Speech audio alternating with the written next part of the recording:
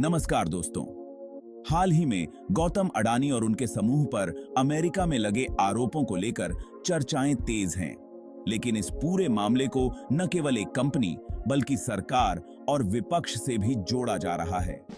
आज हम इन आरोपों, उनकी सच्चाई और भारतीय राजनीति में इसके उपयोग पर चर्चा करेंगे।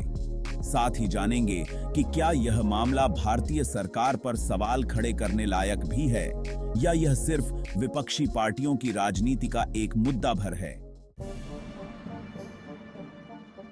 गौतम अडानी और उनकी कंपनियों पर आरोप है कि उन्होंने भारतीय सौर ऊर्जा परियोजनाओं के लिए $250 मिलियन की रिश्वत दी।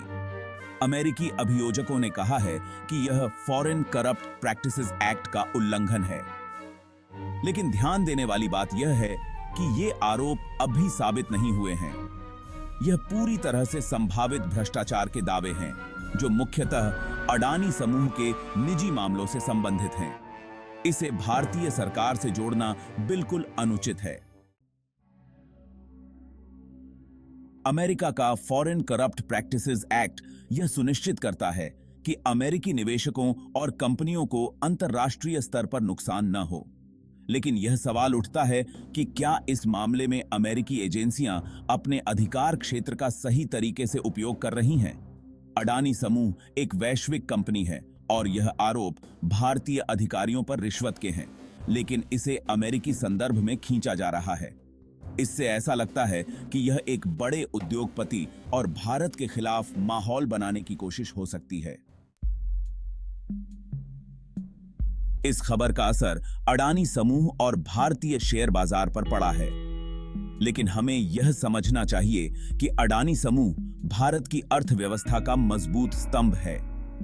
उनके खिलाफ इस तरह की खबरें शेयर बाजार में अनिश्चितता पैदा कर सकती हैं, जो विपक्षी पार्टियों के लिए भले ही राजनीतिक लाभ का मुद्दा हो, लेकिन इससे भारत की छवि को नुकसान होता है। कई विदेशी निवेशक सिर्फ अडानी समूह नहीं बल्कि भारत में निवेश से भी घबराने लग सकते हैं। इस मामले को भारतीय सरकार से जोड़ना पूरी तरह गलत है। अडानी समूह एक स्वतंत्र व्यावसायिक संस्था है। प्रधानमंत्री नरेंद्र मोदी या उनकी सरकार का इस मामले से कोई लेना देना नहीं है। विपक्षी पार्टियां इसे सरकार पर हमला करने के लिए इस्तेमाल कर रही हैं। वे इस मुद्दे को देश के विकास से ध्यान भटकाने और निजी स्वार्थ साधने के लिए तूल दे रही हैं। यहां विपक्षी दलों की भूमिका को नजरअंदाज नहीं किया जा सकता। कांग्रेस और अन्य पार्टियां इस मामले का राजनीतिक फायदा उठाने में लगी हैं। वे इसे सरकार और प्रधानमंत्री मोदी के खिलाफ इस्तेमाल कर रही हैं, जबकि कोई ठोस सबूत नहीं है कि सरकार इसमें शामिल है। यह साफ दिखाता है कि उनका असली उद्देश्य देशहित नहीं बल्कि अपने राजनीतिक फायदे हैं। इस पूरे मामले का भारत की छवि पर बड़ा असर हो सकता है। अगर विदेशी निवेशकों को यह लगता है कि भारत के उद्योगपतियों को इस तरह निशाना बनाया जा सकता है, तो यह निवेश के माहौल को खराब करेगा। विपक्षी पार्टियों की गैर जिम्मेदाराना बयानबाजी भी इस स्थिति को और बिगाड़ सकती है। ऐसे समय में देश को एकजुट होकर अपनी छवि और अर्थव्यवस्था को बचाने की जरूरत है, न कि राजनीतिक रोटियां सेंकने की। तो दोस्तों, यह था गौतम अडानी पर अमेरिकी आरोपों का पूरा मामला।